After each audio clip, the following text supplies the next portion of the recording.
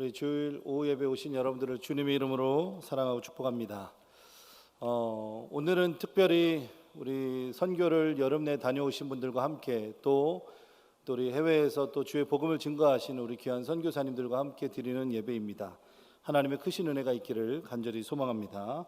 오늘 마태복음 28장 19절로 20절의 말씀을 토대로 모든 민족에게 복음을 이라는 제목으로 여러분들에게 하나님의 은혜를 나누도록 하겠습니다. 우리가 너무나도 잘 알고 있는 선교사님 가운데 데이비드 리빙스턴이라는 선교사님이 있는데, 이 선교사님께서 굉장히 유명한 말씀을 하셨습니다. 바로 그 말은 교회의 사명은 선교이다. 교회의 사명은 선교이다. 한번 따라해 보실까요? 교회의 사명은 선교이다.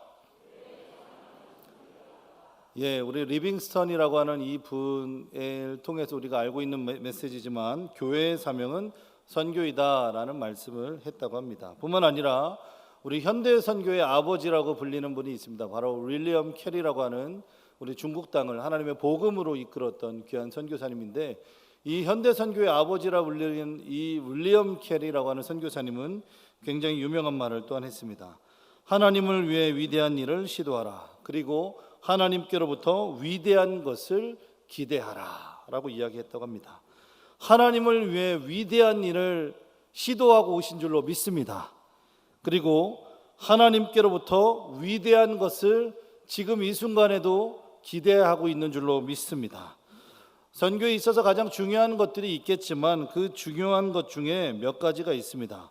바로 복음을 전하는 자에게 과연 소명이 있는지, 내가 하나님으로부터 소명을 받았는지, 그리고 내가 과연 하나님으로부터 사명을 가지고서 이 첫걸음을 시작했는지, 나 자신에 대한 어떤 물음이 필요합니다. 하나님에 대한 어떤 부르심 없이 한 걸음 한 걸음 나아간다라고 하는 것은 실로 굉장히 부담스러운 일입니다. 그럼에도 불구하고 우리들에게 이 사명이 있고 소명이 있기 때문에 그 부르심 따라 선교 현장으로 나가는 줄로 믿습니다. 노인 두 분이 한 의자에 앉아서 이야기를 하고 있었습니다. 그런데 한 노인께서 먼저 입을 열어서 이렇게 이야기하는 겁니다. 이봐, 나 보청기 샀어.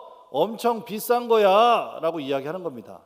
의자에 앉아가지고 그냥 단촐하게 이야기한 건데, 나 보청기 샀어. 비싼 거야 라고 얘기를 했다라는 겁니다.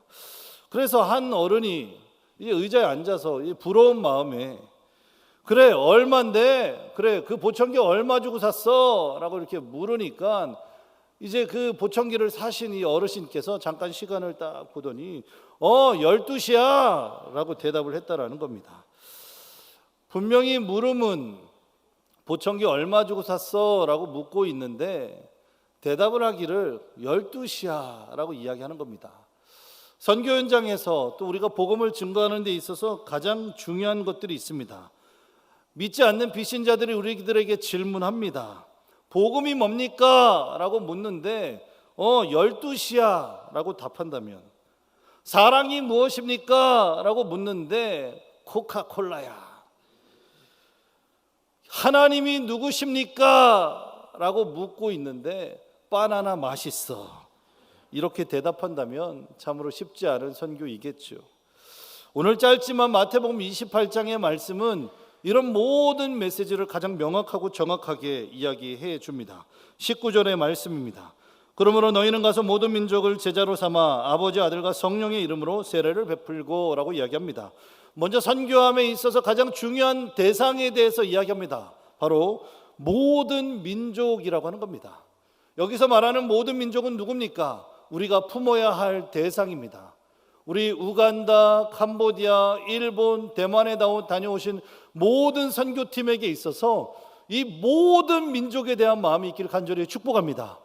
우리가 사랑하지 못할 대상은 없습니다. 그리고 우리가 기도하지 못할 대상 또한 없습니다. 그 얘기는 무엇입니까? 우리가 사랑해야 될 대상이 아주 많은 것이고 우리가 기도해야 될 대상이 매우 많다라는 것입니다. 그렇기 때문에 모든 민족을 대상으로 삼아 기도하는 우리 모두가 되길 간절히 소망합니다. 두 번째는 이 하나님의 소명과 사명을 받은 사람들에게 주어지는 사명이다라고 하는 것입니다. 말씀해 보니까 제자로 삼아 아버지와 아들과 성령의 이름으로 세례를 베풀라라고 이야기합니다.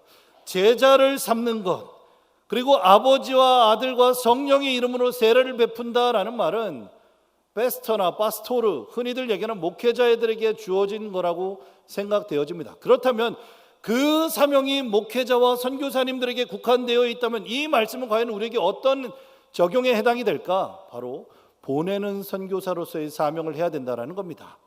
저 멀리 파라과이에서, 저 멀리 우간다에서, 저 멀리 중국에서, 베트남에서 곳곳에서 선교하시는 가장 일진에 서 있는 선교사님들을 향해서 그분들이 제자를 삼고 성령을 베푸는 사역들을 한다면 우리는 그들을 후방에서 돕는 보내는 선교사라고 하는 것입니다.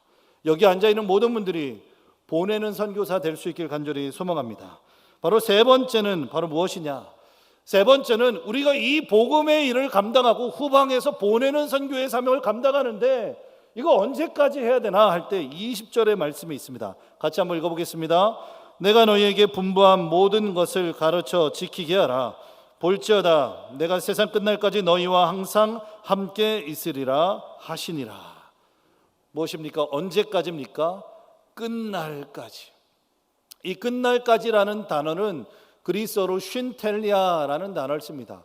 이 쉰텔리아라는 단어는 이런 뜻을 가지고 있습니다. 완성되다, 성취되다라는 겁니다.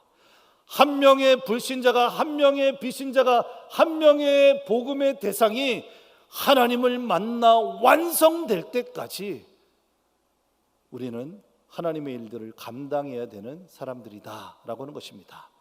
기도하겠습니다. 하나님, 저희들에게 사명과 소명을 주셔서 무더운 여름 하나님이 말씀하신 그 모든 민족을 향하여 첫걸음을 내딛게 하시니 감사드립니다.